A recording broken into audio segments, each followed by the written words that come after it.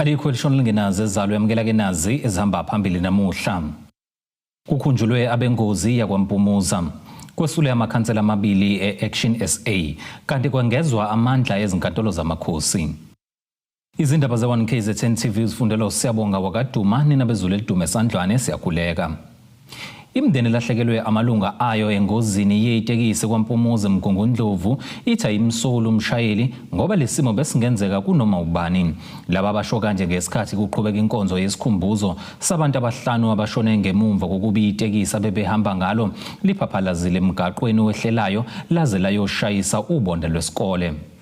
Ngisho umfana wami sibedlela akutshela ukuthi mncube Jehova wangithatha. Bekuwumunyu enkonzweni yesikhumbuzo sabantu abahlanu abadlule engozini yetekisi kwaMpumuza njengoba umnyango wezokuthutha KwaZulu-Natal buhlelele inkonzo bekhuluma abemndeni baveze ukuthi abamsoli umshayeli. Ingozi ivelile. Ngeke si leme umuntu sithi uphethe ngomuntu. Uma udriver imoto awuphume ekhaya uzitshela ukuthi kunemphefumulo engiyibulala namhlanje. So ngifuna ukuvulisa lokho nakubaba kade driver imoto ngoba ngiyeza ukuthi unokhala okukhulu ukuthi awu angcono ngabe kwahamba yena. Cha ngithi mina makhona nabakubo nabayihlubo zakhe mina ngowadlula anginagubu naye asinagubu naye ngoba siyazi akakwenzanga ngenhloso. Umonji umakhe beyithemba lakhe lokugcina abantwana bakhe ubese bathi ebabekile engadini abanye abafana bawu2 umonji bese kuyithemba lokugcina kodwa-ke ngoba wayofika laphaya endaweni kwakhona lokho ngoba kungcono ukubona okunokuzwa sekuthiwa uselaphaya kodwa ungambonanga esangaphansi ngasasikhona-ke ngaleso sikhathi. Umfowethu loyo oshiwoyo cha bathi akanacala uNkulunkulu wesethandile ngempela ukuthi wenzeke into ekanje.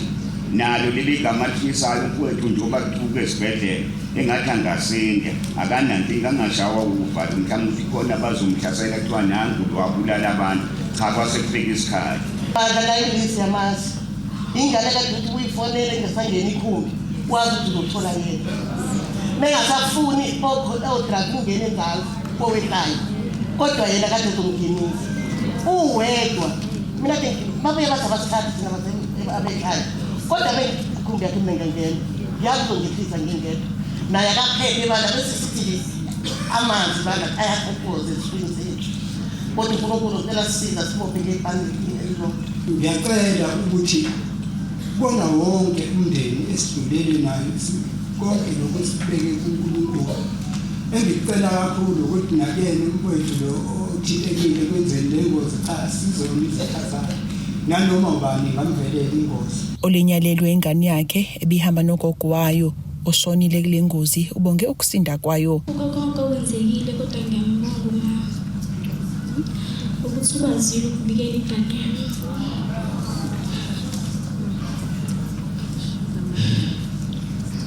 Lo simo siqale esibhedlela ngoba isase-ICU kodwa liyaphila.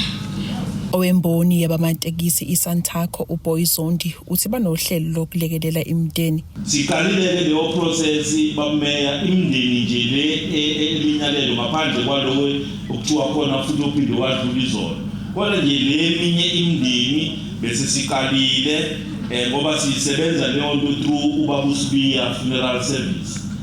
Siqalile sabayintroduce khona and sizwile ukuthi imndeni bathena ubanezinye inhlelo zabo zomasingcwabisane babo kodwa still sibe sesikukhona ke sibalekelela ngakho. Ikhansela lithi imndeni icele ukuzifihlela ingozi evelile yenzeke eTexini so sami sesihlela ke nomnyango wezokuthutha ukuba ke senze immoral service because abanye even though beshonele la kaMpumuza but abanye imindeni yabo eminye amakhaya amakhulu akwezinye indawo, abanye bazongcwatshelwa eXhoba, abanye bazongcwatshelwa eBhulu, abanye bazongcwatshelwa koMolweni. So i-mass funeral ibingeke ibe possible. Kanti wenhlangano ye-ANC obekhona kule nkonzo udlulise amazwi enduduzo. Sifuna futhi ukudlulisa amazwi enduduzo ngisho nasemphakathini wonke waKwaMpumuza ngoba lesenzo lesenzeko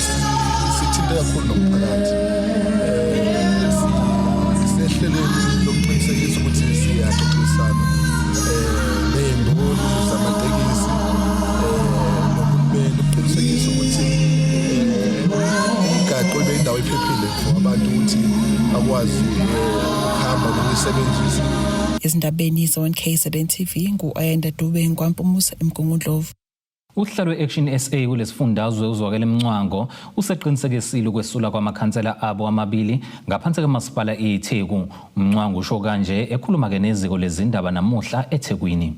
uMncwango uchaza kabanzi izizathu zokusula kwalamakhansela abo. Ngaqinisekisa ukuthi akhona amakhansela asolile eThekwini amabili ayibekile izathu zawo uMusa Kubheka usanda kuvula ibandla ePinetown uphinde futhi wakubeka ukuthi khona izinto asebhizi ngazo eyithinta ukuyikhulisa naye umuntu ke esikhuluma naye kakhulu ngiyazazi izinto afisa ukuzenza engiqondayo futhi bese kuba ukhansela uParok naye obe nenkinga yezempilo angikwazi ukudisclose ke inkinga zakhe zezempilo is very private kodwa engikwazi njengamanje ngikhuluma nawe nje out of the country ukudinga usizo lwezempilo ndibe sesibhedlela eside esesibhedlela so angiboni ukuthi khona into ethusayo ngokusula kwabantu. Maduze lamakhansela azofungiswa ngokusemthethweni emkhandlweni weTheku. Ngaqinisekisa nje manje ukuthi njoba ngimi namakhansela amabili aseThekwini ngala ngimi no Sol Baskin ozoba ikhansela eThekwini ongena esikhundleni sika Musa Kubheka ngala nginoThozama Ngubane ongena esikhundleni sika Ahmed Parak bazofungiswa nje maduzane silinde nje impela ukuthi uSpeaker ababize bezofunga. uMncwango uthi kazikho inkinga eqenjini labo babamsene. Sibamsene kakhulu njengoba ngikhuluma nawe nje ngala uThozama unobhala wala kwi-province so ungomunye wabantu abazinsika kwi-Action SA nanokuthi njengoba nje uMusa kade ephinda bohlalo kwi-region okusho ukuthi uThozama usezobuya azokwazi ukuqinisekisa ukuthi iTheku liyasebenza ngendlela efanele so engikholwa ukuthi hayi ukuthi khona inkinga ekhona eThekwini cha akho inkinga nje i-Action SA eThekwini KwaZulu-Natal is united and we are working towards 2026 elections. Kuteba Hosbisi wezindaba ze-1KZN TV ku-Channel 261 ngiseThekwini. Umnyango wezokubusa ngokubambisana nezindaba zomdabu esifundazweni KwaZulu-Natal usingathe ngempumelelo uhlelo lokuqeqesha amakhosi ngomthetho onika amandla izinkantolo zamakhosi kanye nawo imbala igunya lokuba anqume ngamacala abanjwa kuzo obizwa ke nge-Traditional Court Act. Amakhosi abeyingxenye lokuqeqesho akhulume neziko lezindaba adalula ukuthi phambilini izinkantolo zamakhosi bezinqandeke amandla. Sekuzoba umlando ukuthethwa kwamacala ezinkantolo zamakhosi ngaphansi kwezihlahla njengoba kulendeleke ukuthi kuguqulwe indlela yokusebenza kwazo. Lokhu kuvele ngesikhathi kuqhubeka uhlelo lokuqeqeshwa kwamakhosi ngomthetho okhuluma ngokusebenza kwezinkantolo zawo. Umuzwa wamakhosi amaningi ngathi nje cishe onke abona ukuthi lesi sinyathelo esimqoka kakhulu ekubuyiseni amandla esinye sawo semningi umsebenzi ofanele wenzeke ukubuyisa amandla amakhosi. Inkosi bifika ithatha isinqumo enkantolo ngendlela futhi elokhu kwathi inhlo ethathwa kanjalo vele kwawukhona umthetho. Enye into emqoka ukuthi ufanele kwazeke ukuthi lento akuyinto ukuthi kwakukhona ukuthetha amacala kwahlulela ukuletha ukuthula endaweni yenkosi kodwa manje ubesifika sekuthi amandla lana emthetho njengoba bekwehlukene kufuthi ukuthi inkosi ifike inqume kufike nje mhlambe kuketuke lokho inkosi ekunqumileyo ingabi namandla. Esikufundela sifunde ukuthi hayi lesikhathi esedlule besixoxa lezi ndaba phasi kwesihlahla siqophi phansi mhlambe sibe nama records ukuthi besithini kwenzakalani. Kodwa manje ke kuluhlelo lwalomthetho kufanele yonke into esiyenzayo siqophe phansi futhi yonke into esiyenzayo siqikelele ukuthi manje ihambisana nomthetho sisekelo. Kulomhlangano wezinsuku ezihlanu obugabeni angabaphathi bamajaji kanye ke nezimantshi lapho ke bebechushisa khona amakhosi ngokusebenza ngokubambisana kwalezi inhlaka zombili. Olisekela lowengamela amajaji esifundazweni KwaZulu-Natal uxwayise ngokungashabalalisa ukubaluleka kobukhosi. My Silos Keeper izwi noma umyalelo noma umbono uwombono othathekayo nozophatheka nje phela ngendlela yawo. Kungaba ukuthi nje hayi lo ophethe uyawuthatha noma akawuthathi. Futhi akhonde enye ezakwenzeka emva kwalokho kuphelile. Kusho ukuthi ke ngaleyo ndlela ke ubukhosi uzogcina bungekho. Kulindeleke ukuba abasebenzi balezi inkantolo kubalwa omabhalane izinduna nabanye nabo baqeqeshwe kabanzi ngalomthetho. Kunemsebenzi enikwa inkantolo zamakhosi ngaphansi kwalomthetho. Okuyizinto kumele zenziwe inkantolo zamakhosi nonobhala bamakhosi nawo amakhosi uqobo. Lezo zinto izodinga ukuthi kusondezwe insiza kusebenza ukuze amakhosi akwazi ukwenza umsebenzi wawo ngokuphumelela.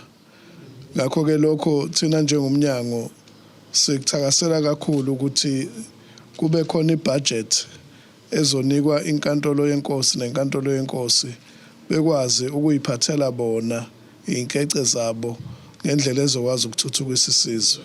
Umthetho kazwelonke. Ngakho ke sizolandela ukuza ukuthi ungqongqoshe kazwelonke uMinister of Justice uhlelo lolu uliqala nini. Esindabeni se-1 KZN TV kube kuntombi khona Mvubu ngiseThekwini. Ake sihlabana nali ikhefu sihlangabeze nezinye masibuya.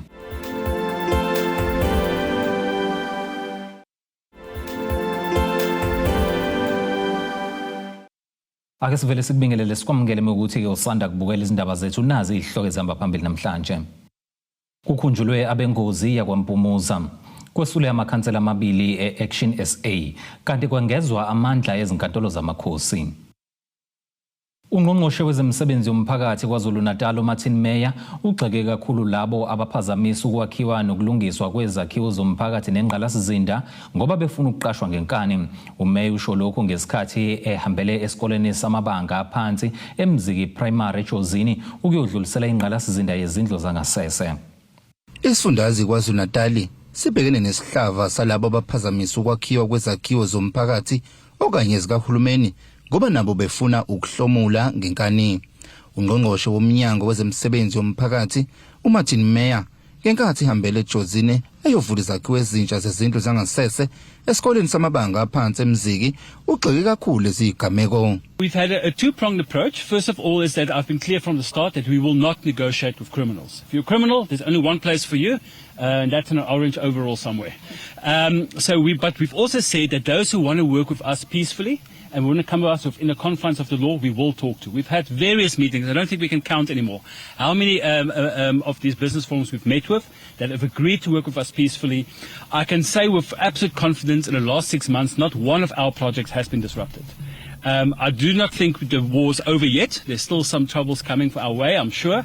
But we are definitely on the right track. We've also now instituted, and we are almost finalizing it, that we will have a Department of Community Engagement within Public Works, so that we will make sure that communities benefit from the 30% work. Not some people, criminals coming from outside with big 4x4s, and they've got plates that's not local number plates, and they come and they take that 30%. Echaza ngezakhiwo abezezwethula uveze ukuthi kubalekile ukuzibonela izakhiwo ezoletha nesithunzi somuntu omnyama. uMeyer uphinde waveza ukuthi kumele izinsiza zesikole ezisesilungwini zifane nalezo ezisemakhaya. There's no reason why a school in Durban should look different than a school in Kanyakube or Njozini or any other area. That we should provide the same quality of classrooms, the same quality of education to everyone. There's no divisions within this province or in the Republic of South Africa. And we are working very closely with our sister Department of Education to provide that. So that we can go anywhere and you can see this is a school of the Department of Education in KwaZulu-Natal, and that is a quality education, that there's no differentiation between the urban and the rural areas. Uthisha Nhloko kulesi sikole uzwakalisa ukujabula ngokwakhiwa kwalengqalasizinda kanjalo nosihlalo wesigungu sesikole uveze ukuthi bebesabela impilo yabantwana njengoba izindlu zangasese ezindala bese nomngozi kakhulu. Usuku oluyingqophamlando ngeke sikhohle empilweni sethu. For mina nje oqala nje ukuthi kube nesikhathi la ngihlala khona eJoseka MBC bese ngena odabeni lokwakhiwa ama-toilet asilekelele kakhulu because ama-toilet besinawo before beshayisa ngovalo bothi mabe ungena ukwazi ukubona phansi ubona ukuthi ingane ingalimala noma yini mhlambe futhi ishona kuthe mangabe sithola icall ukuthi sizokathola ama-toilet sijabula ngendlela exakile.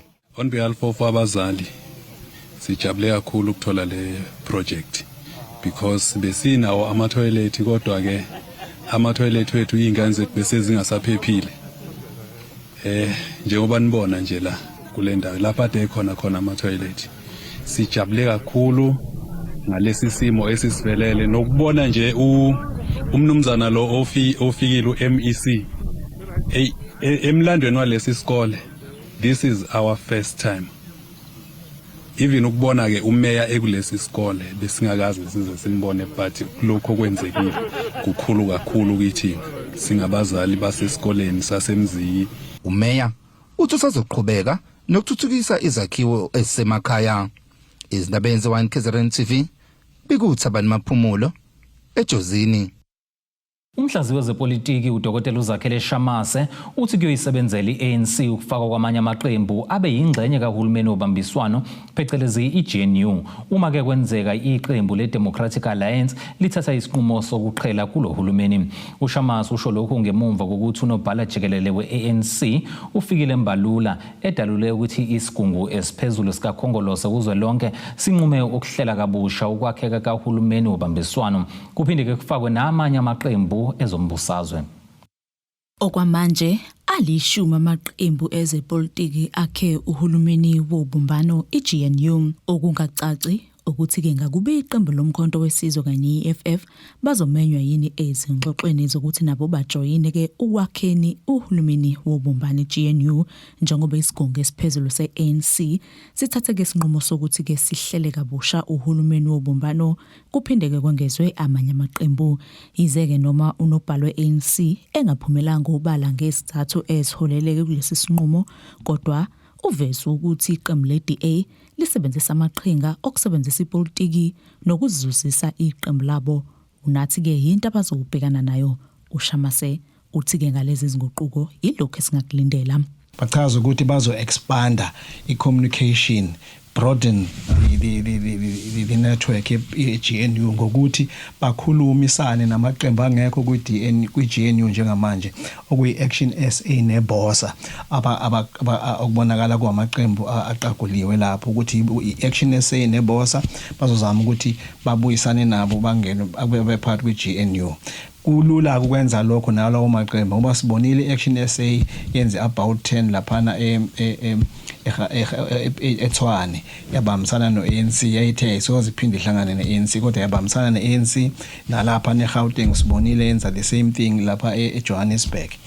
Sabona nakubanye umasipala futhi benza the same thing. Ngakho ke lokho ukuthi ngeke babambisana neANC kwe-Action SA sekuphelile manje bazobambisana neBosa nakho futhi noMusi Maimane usanda kuthola ijazi loba udokotela so manje sekumnikeza isibindi nakuthi athenjwe kakhulu manje nokuthi athenjwe njengomfundisi obafundisi bengazathi banakho ukuthi ipolitiki bangathembakala kodwa uthembakele manje uMaimane futhi ukhuluma izinto eziconstructive ngisho eParliament uyambona ukuthi lo muntu uyazipositiona ukuthi bangamconsider as a minister. iDA yona bazogena kakhulu ukuqhubeka ne-GNU kodwa i-ANC bizolahlekelwa uma kuyoze kuyofika ukhetho ka-2029 lokhu isekhona yikho ifuna they must broaden the scope ukuze mangene amanye amaqembu onke sekhona noma i-DA ngathi yaqhasha ngaphakathi akuzoba khona nomehluko ayizukucollapse i-GNU. uMbalula uthi uhulumeni obambiswano utshengiseke inqubekela phambili ebonakalayo kulezi inyanga ezedlule kodwa ke uyavuma ukuthi lokhu akusilo kuhlaka olwaphakade.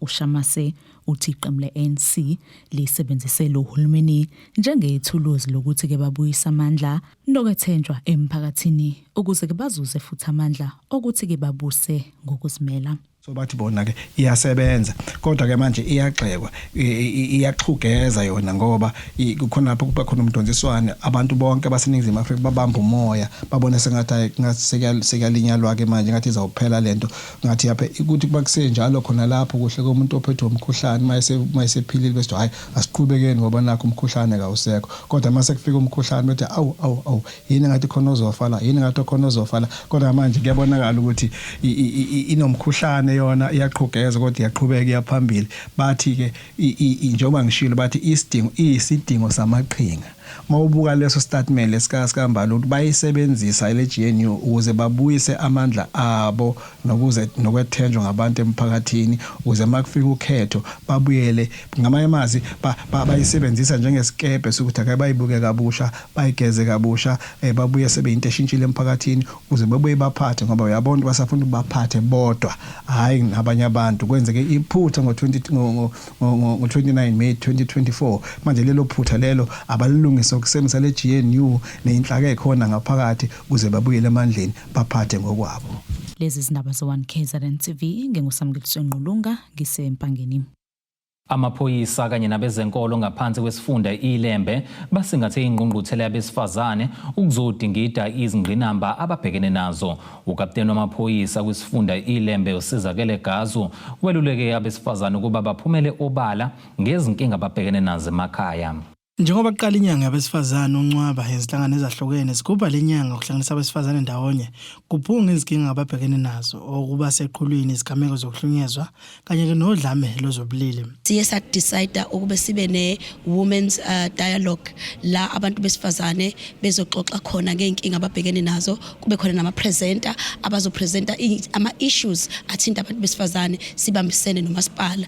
Siye sadecide kuyinyanga besifazane ukuthi labantu besifazane bayadinga ukuphola la bezohila khona sathi asibe ne-initiative la sihlala phansi noma sexoxiwe ke phambili but badinge bahlale phansi umuntu athi nginenkinga la nala ukuze asizakale. Kulengqungquthela ebisehholo esibusisiwe eMandeni bekuhlangana abesifazane abashadile abangashadile kanye nabangabafelokazi. Uchaplain wamaphoyisa esifundeni iLembe uSizakele Gazu uthi abesifazane ababingi ngezingqinamba ababhekene nazo. Kubalekile ukuthi uNkulunkulu abe khona empilweni yomuntu uma ebhekana nenkinga akangathuli akathola usizo akhona ama professional help bakhona befundisi bakhona abantu abadilela nalezo zinkinga zabo umuntu akangayibulali acabanga ukuthi ukuyibulala isolution kodwa uma ezothola abantu azokhuluma nabo uzosizakala. Masipala seMandeni uthi ukuhlanganyela abesifazane ngalolu hlobo kuzohamba ibanga elide ukubhekana nokwanda kwesigameko zodlame lezobulili nokubulala kwesifazane. Siyazi ukuthi kunezigameko eziningi ezihlakala kakhulu endaweni yaseMandeni so sibona kunesidingo sokuthi mhlawumbe masigiqa ngedolo sibizo ongabona kuzoba naso isixazululo ngoba uhulumeni sizamile ukwenza konke ukuzama ukuthi akhuze umkhuba kodwa siyabona kuyaqhubeka sesibona ukuthi ke mhlawumbe ake simsondeze sisengakumthola simbize seduzane ingakho namhlanje sihlangene sizokhulumisana sihlukeneke khona abantu besifazane abasingili khona umfundisi abafelokazi nawo bonke ama groups akhona ngaphakathi sidila nje nodaba lokuthi sikwenza kanjani ukuthi lesi simo esibhekene naso ezabantu besifazane eSouth Africa kwaZulu Natal eLembeni eMandeni kakhulukazi sikwazi ukuthi sigcine sikwazi ukuthi sisinqobe lesihlava esibhekene naso. Kuzosisiza kakhulu ukuthi kube khona inkonfa ngoba sizokwazi ukuthi sithole ama views abantu ngoba si-engage nabo sibanikeza i-chance ukuthi nabo ba-raise ukuthi babona ukuthi bona siphume kanjani kulesi mesibhekene naso so sizokwenza ukuthi kulokho isuke sicabanga nathi sihlangene nabaholi bakalizwi nabo bonke abantu ku-edeke neview yabo abantu ukuthi ikona kuphi esingakwenza sibone ukuthi siya kanjani phambili. Ezindabeni ze1 KZN TV kuba inkosi enhle Mthembu eMandeni.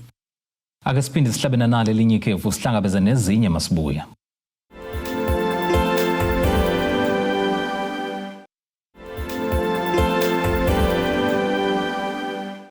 Ake siphinde sikubingelele sikwamukele ukuthi usanda kubukela izindaba zethu nazi ihloko zihamba phambili namhlanje. Kukhunjulwe abengozi yakwaMpumuza. Kwesule amakhansela amabili e-Action SA kanti kwengezwa amandla ezinkantolo zamakhosi. Ake sibheke ngosini yezomnotho. Irandi lakuleli liu 17 rand 73 cent maliqhathaniswa nedola lasemelika libe u23 rand 71 cent maliqhathaniswa nopondo waseBrithani liphinde libe u20 rand 71 cent maliqhathaniswa neeuro lase-Europe kanti ke igolide lona lingu-$3,338 1 cent i-ounce kuthuwelo ngahluziwe ube u$66.89 umpongolo. Ake singene sijule ngosini yezemidlalo.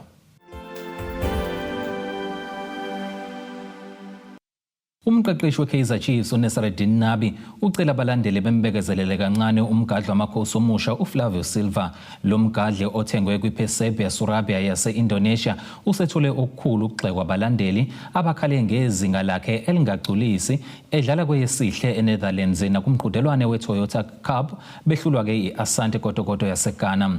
UNabi uthi kufanele abaqeqeshi noza kwakhe bemvikele uFlavio ngoba-ke uzodinga isikhathi ajwayele kuleli qembu. uFlavio ke kungenzeka abonakala kokuqala emidlalweni obalekile uma iChiefs isivakashela iStellenbosch. Ake sikubhekelene nasi isimo sezulu esingalindeleka.